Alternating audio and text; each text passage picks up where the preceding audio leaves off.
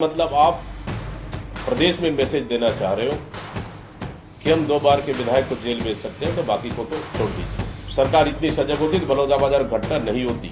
आज सरकार सजग होती तो राखी के दिन एक आदिवासी बहन जो रायगढ़ क्षेत्र की है उनकी सामूहिक दुष्कर्म होता है। आदिवासियों को फर्जी नक्सली के नाम से जेल भेजा जा रहा है, एनकाउंटर किया जा रहा है। कांग्रेस को, और जब ईवीएम से जीत जाते हैं तो वो ठीक रहता है, उसके बाद वो गलत हो जाता है हारने के बाद। देखिए, जिस तरह केंद्र सरकार सरकारी एजेंसियों को, सेंट्रल एजेंसियों को, चाहे ईडीओ, आईटीओ, सीबीआई हो, उसका विपक्षी नेताओं के ऊपर जिस तरह से दुरुपयोग कर रही है, ये पूरे देश में जगजाहिर है। और विपक्षी नेताओं को डराओ, बीजेपी में शामिल करो, विपक्षी नेताओं के यहां छापा मारो, रेड करो, बीजेपी में शामिल करो, उसको वॉशिंग मशीन में धोकर क्लीन कर दो। अगर हिम्मत है तो भारतीय जनता पार्टी के नेता अभी वर्तमान में सांसद चुने गए हैं, क्या उनका ईडी जांच करेगा कि नहीं करेगा? उनका तो आपने बीजेपी में शामिल होते साथ एफआईआर से नाम भी हटा दिए। क्या ये ईडी का काम है? इसलिए जिस तरह से आज हम लोग का घेराव है कि लगातार सेंट्रल एजेंसियों का दुरुपयोग के विरोध में और विपक्षी नेताओं को डराने धमकाने के विरोध में प्रदेश कांग्रेस कमेटी एआईसीसी के मार्गदर्शन से आज ईडी कार्यालय का घेराव किया गया है। ये सदस्यता अभियान चला रही है बीजेपी, और उसमें टारगेट दिया गया है सांसद हो या विधायक या मंत्री कि आप जितने वोट से जीते हैं उससे डबल लाएं या उतना ही लाएं। और सदस्यता अभियान में पुराने जितने सदस्य थे सबको खत्म कर नए सदस्य बनाने का टारगेट है। देखिए, भारतीय जनता पार्टी के पास सरकार बनने के बाद कोई काम है नहीं। न उनके पास योजना धरातल पर पहुंच पाया, न कोई प्लानिंग है, न कोई नीति है, न कोई किसी तरह की काम है। भारतीय जनता पार्टी के नेता और पूरे लोग बेरोजगार बैठे हुए हैं, इसलिए वो सिर्फ टाइम पास सदस्यता अभियान चला रहे। लेकिन इस समय पूरे देश में की बात करें या छत्तीसगढ़ की बात करें, भारतीय जनता पार्टी के इस 8 महीने की सरकार से त्रस्त हो चुके हैं। और इस समय निश्चित रूप से पूरी छत्तीसगढ़ में इस सरकार के खिलाफ में आक्रोश है, चाहे बिगड़ती कानून व्यवस्था को देखें या अन्य मुद्दों को देखें। छत्तीसगढ़ में पूरी तरह सरकार फेल हो चुकी है, इसलिए सदस्यता अभियान के नाम से भारतीय जनता पार्टी पूरी टाइम पास कर रही है। ये कल जा रहे हैं आप लोग राज्यपाल से मुलाकात करेंगे, राजभवन भी जाने का है? बिल्कुल, अभी समय मांग रहे हैं। जिस तरह से छत्तीसगढ़ प्रदेश में संवैधानिक हमले हो रहे हैं, जिस तरह से छत्तीसगढ़ प्रदेश में डर और भय का माहौल, वातावरण बनाया जा रहा है, प्रदेश में लगातार आपराधिक घटनाएं घट रही है, सरकार का कोई नियंत्रण है नहीं, और विपक्षी नेताओं को डराने का काम लगातार सरकार कर रही है ताकि डर, भय और हिटलरशाही से सरकार चलाए। ये मैसेज देना चाह रही भारतीय जनता पार्टी की सरकार। इसको लेकर अभी राजभवन में मुलाकात करने का समय मांग रहे हैं। जैसे समय मिलेगा निश्चित रूप से। क्या लगता है कुछ असर होगा? आप लोग मुलाकात करेंगे राज्यपाल से तो कुछ रास्ता निकलेगा? देखिए, माननीय राज्यपाल जी संवैधानिक पद पर बैठे हुए हैं और विश्वास है, लेकिन इस सरकार पे भरोसा नहीं है, क्योंकि 8 महीने की सरकार ने छत्तीसगढ़ की जनता का विश्वास जीतने में पूरी तरह से विफल हो चुकी है। इस तरह से लगातार, चाहे बलौदाबाजार की घटनाएं देखें, चाहे आदिवासी हमारी बहनें को देखें, राजधानी में सुरक्षित हमारा आदिवासी नहीं है, उनकी मौत हो जा रही है। फर्जी नक्सली के नाम से फर्जी एनकाउंटर हो रही है, डायरिया और मलेरिया से मौत हो रही है। मतलब सरकार पूरी तरह से चारों खाने पूरी तरह से विफल हो चुकी है। सरकार कौन चला रहा है, दिल्ली से चल रहा है या नागपुर से चल रहा है, ये समझ में नहीं आ रहा है। इसलिए सरकार पर कोई नियंत्रण नहीं है, ये पूरी तरह से बेलगाम हो चुकी है। इसलिए निश्चित रूप से इन सब को लेकर कांग्रेस पार्टी नई रणनीति के साथ आगे काम कर रही है। बीजेपी के संगठन में बदलाव के जो आहट है, देवेंद्र यादव जो है उनको जिस तरह से जेल ले जाया गया, क्या एक जो कांग्रेस कह रही है कि विधायक सुरक्षित नहीं है, आपको ऐसा लगता है? बिल्कुल। भारतीय जनता पार्टी छत्तीसगढ़ में डर और भय का माहौल बनाकर राज करना चाहती है। 2 बार के विधायक, चुने हुए विधायक सुरक्षित नहीं है, इसका मतलब आप प्रदेश में मैसेज देना चाह रहे हो कि हम 2 बार के विधायक को जेल भेज सकते हैं, तो बाकी को तो छोड़ दीजिए। इसलिए सिर्फ विधायकी क्यों, मैंने कहा अगर सरकार इतनी सजग होती तो बलौदाबाजार घटना नहीं होती। आज सरकार सजग होती तो राखी के दिन एक आदिवासी बहन जो रायगढ़ क्षेत्र की है, उनकी सामूहिक दुष्कर्म होता है,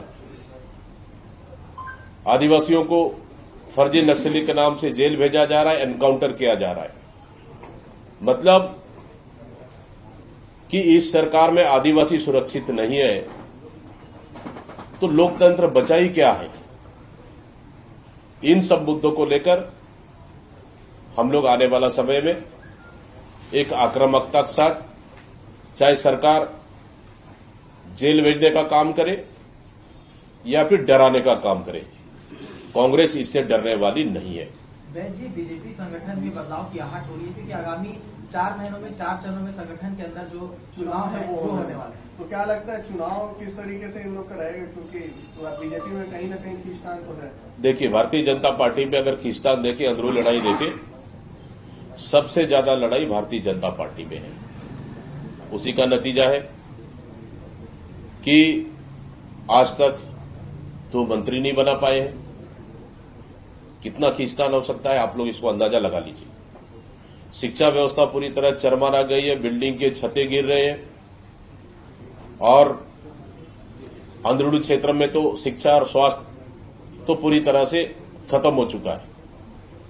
लेकिन सरकार इन 2 प्रमुख शिक्षा और स्वास्थ्य को लेकर गंभीर नहीं है। इसीलिए प्रदेश का हालात पूरी तरह से चरमरा गया है और सरकार आपसी लड़ाई और आपसी बंदर बाट में, कमीशन खोरी में पूरी तरह से मस्त हो चुकी है। सरकार को जनता से कोई सरोकार नहीं, लगातार अवैध रेत उत्खनन चल रहा है, वहां से कमीशन खा रहे हैं।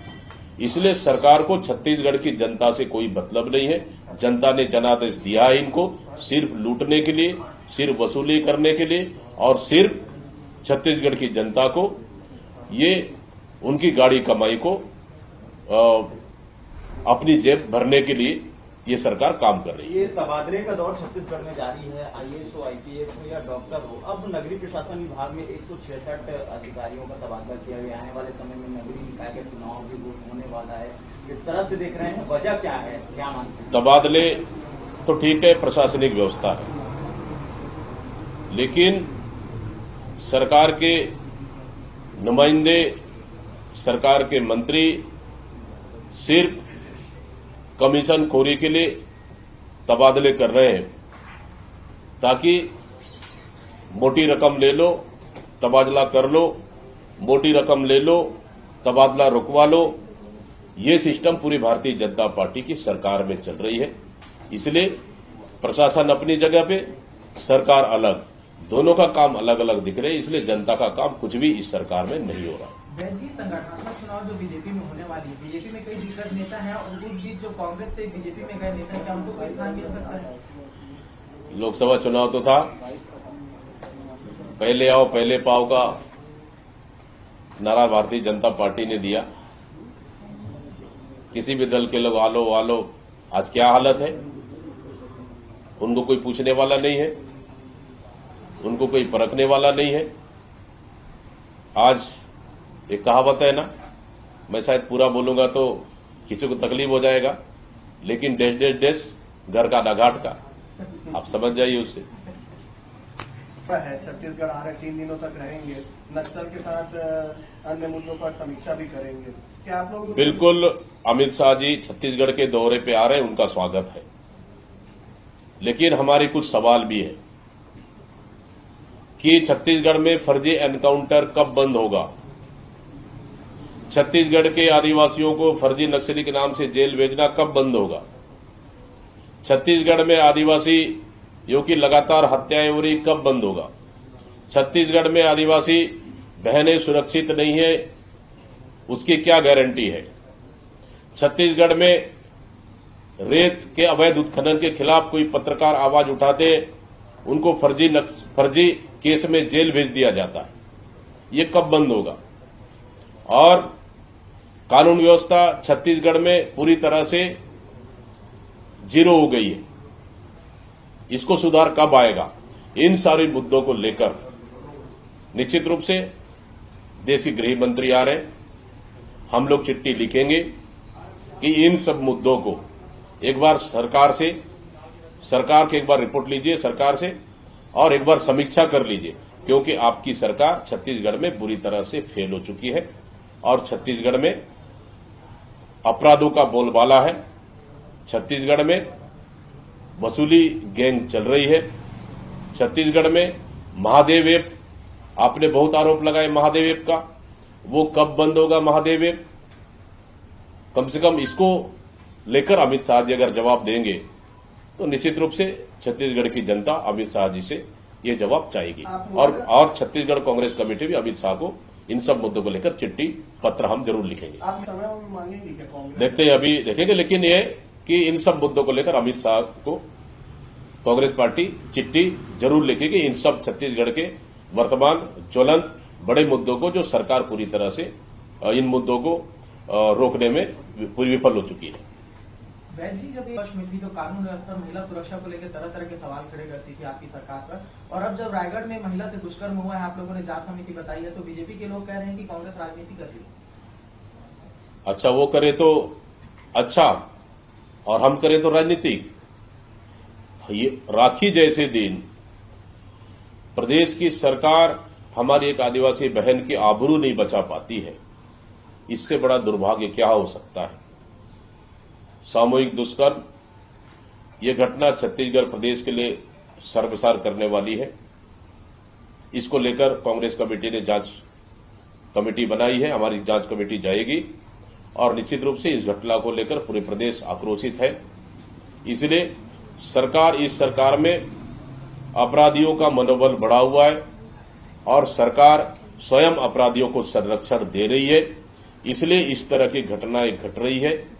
इस तरह से अमानवीकृत निश्चित रूप से छत्तीसगढ़ भारतीय जनता पार्टी के सरकार में घट रही है, इसलिए इस सरकार में अपराधों पर कोई नियंत्रण नहीं है। निश्चित रूप से इसको लेकर आने वाला समय में कांग्रेस पार्टी नई रणनीति बनाएगी और लगातार इस तरह के मसलों को कांग्रेस पार्टी उठाएगी।